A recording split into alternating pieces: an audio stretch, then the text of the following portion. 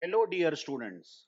Let's take more examples of context-free grammar and understand how derivation of the strings are done from a given CFG.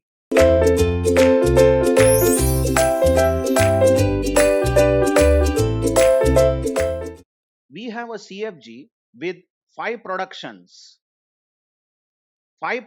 given over here, and the start symbol, of course, is S. And we are asked to derive a string A, B, C, D. Whether this can be derived or not has to be checked. Now always remember that the derivation can only start from the start symbol and S is the start symbol. Now you notice we have only one option for S, that S can derive small a, capital B and small d, where A and B are variables. So we can write S derives A, B, D. This is the first step of derivation. Observe that in the given string which was asked to be derived, we needed first A and last D. That has been already done. Check the point which I am underlining. Now, we should derive the remaining string BC, which I am now encircling over here, from this AB, from this portion. Somehow BC should be derived. Now look at the options for A, the variable A. As given, A can derive single B. Actually, A can even derive BA, isn't it? But we just want a single B and stop this derivation of A. Rather, we want to now cancel out A. We want to remove A and replace it with B. So this first A remains, last D remains, and what A is replaced with is simply B. So A is taken out and still we have this capital B remaining. Now then, we have from our original string asked A, B, C, D, we have now derived A, B.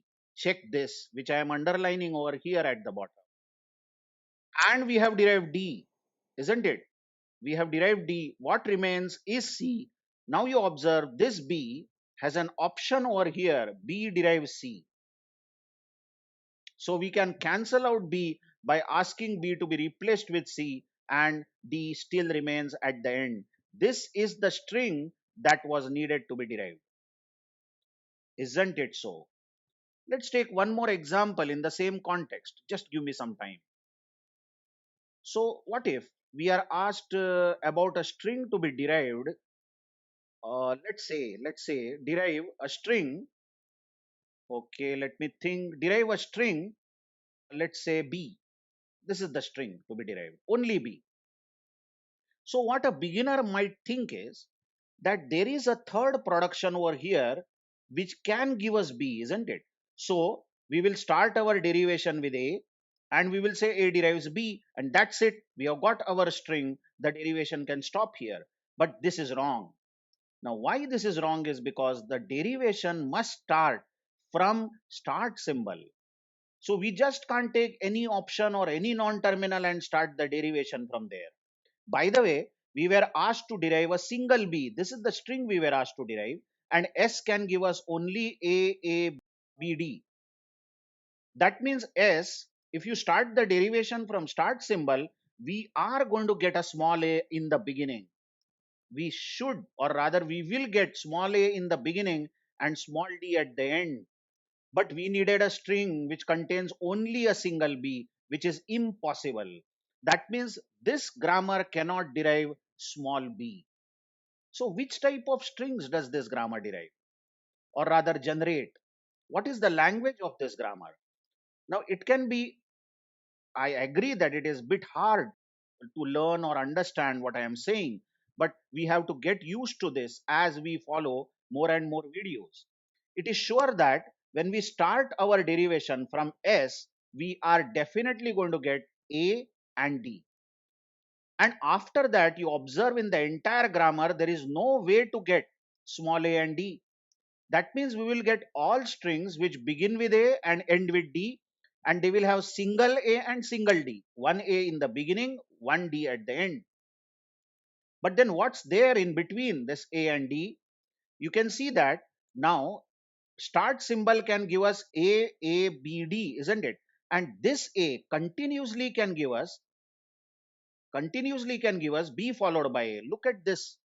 A gives B followed by A. Again, this A can give us B followed by A. Again, this A can give us B followed by A.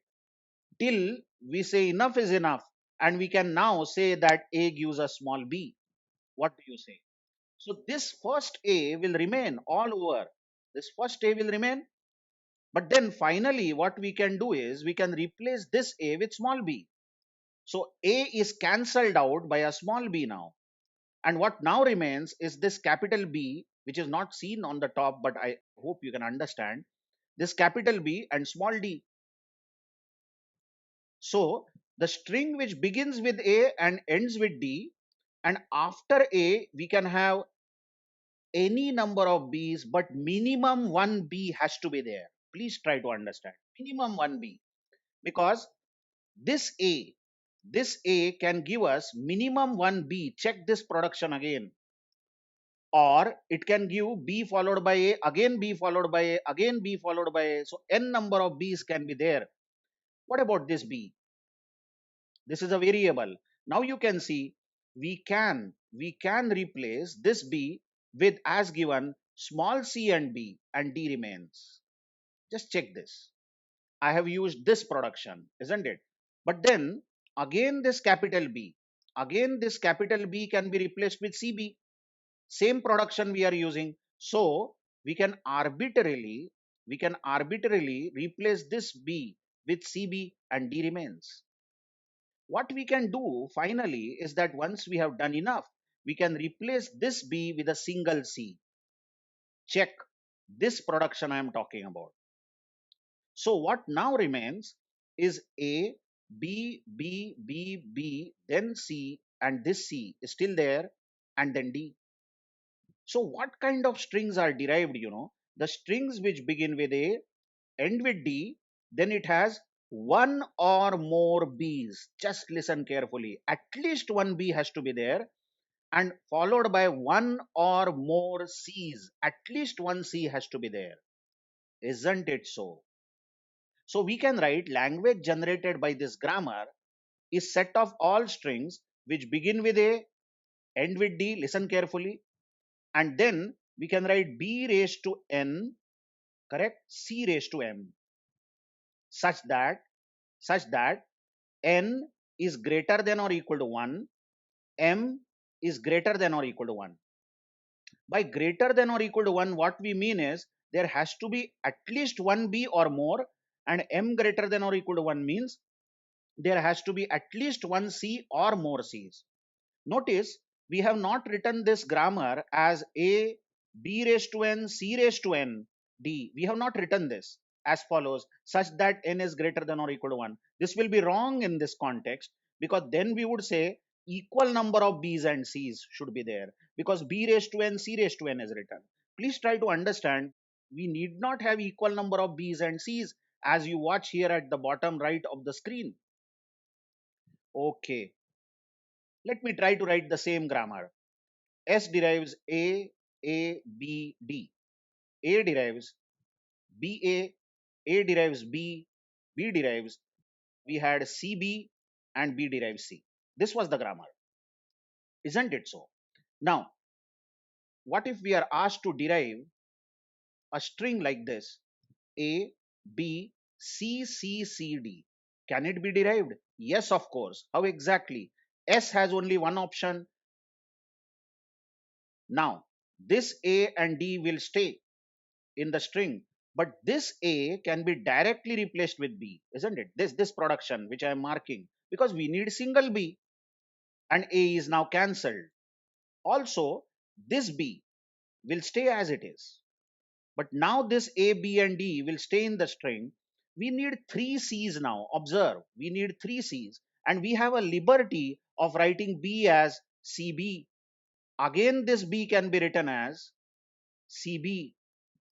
And finally, now we want single C, isn't it? Because we want three C's. So this B can be replaced, as I am marking here, with a single C. So we have triple C followed by D. So this is the derivation of the given string from the given grammar. Isn't it so? Now, whenever we talk about derivation, now I hope you have understood enough about deriving a string. When we talk a derivation process, then there are two types of derivations. Okay. One is known as leftmost derivation, leftmost derivation, and the second one is rightmost derivation. Now, to understand, which are very simple concepts but very important, to understand leftmost derivation, you consider the same grammar. Okay, S derives A B D, then A derives BA, and A derives B, that is single B, and then we have B derives CB, and B derives C.